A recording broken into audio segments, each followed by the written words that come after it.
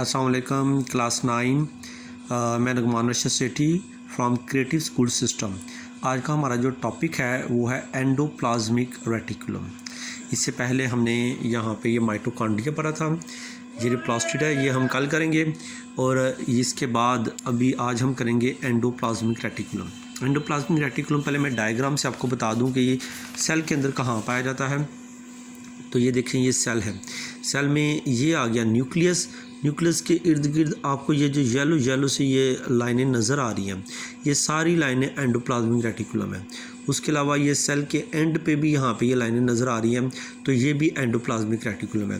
Plant cell में भी अगर आप देखें तो प्लांट सेल में भी यहाँ पे ये जो लाइनें हैं ये सारी एंडोप्लाज्मिक रेटिकुलम है। ठीक है, अब होता क्या है ये एंडोप्लाज्मिक रेटिकुलम?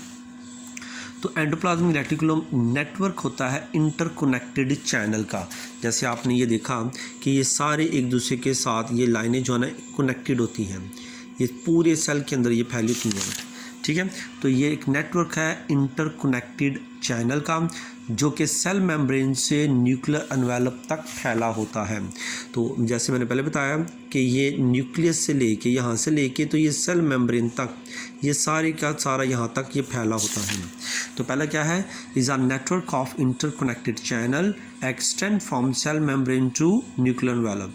ये दो तरह से होते हैं, रफ एंडोप्लाज्मिक रेटिकुलम और smooth endoplasmic reticulum. Rough endoplasmic reticulum rough इसलिए इसका नाम है क्योंकि इनके ऊपर राइबोसोम अटैच होते हैं। राइबोसोम अटैच होने की वजह से इनका काम प्रोटीन बनाना होता है। तो ये कहाँ पे पाए जाते हैं? न्यूक्लियस के फौरी बाद ही ये वाली जो आपको नज़र आ रहे येलो जिसके ऊपर छोटे छोटे से डाट हैं, ये जो डाट हैं ये असल में राइबोसोम है।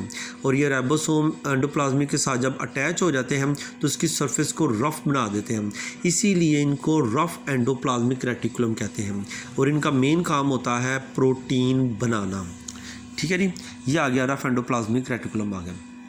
दूसरा जी smooth endoplasmic reticulum. Smooth endoplasmic reticulum ये एंड पे पाए जाते हैं, यानी न्यूक्लियस के फौरी बाद तो रफ पाए जाते हैं, इसके बाद फिर ये स्मूथ जो है ना ये सेल मेम्ब्रेन के करीब करीब पाए जाते हैं।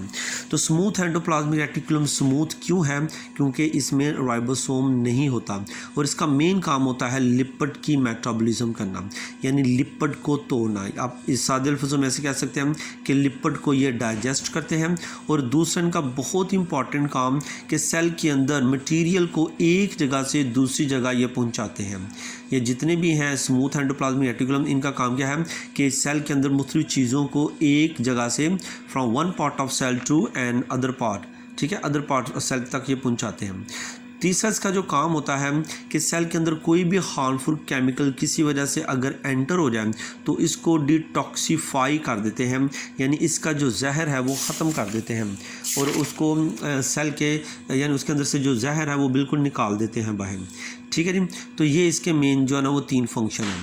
तो दोबारा से एक दफ़ा मैं बता देता हूँ कि एंडोप्लाज्मिक रेटिकुलम असल में नेटवर्क होता है इंटरकनेक्टेड चैनल का, जो सेल मेम्ब्रेन से न्यूक्लियर एनवेलप तक फैला होता है। ये 2 तरह से होता है, रफ एंडोप्लाज्मिक और स्मूथ एंडोप्लाज्मिक।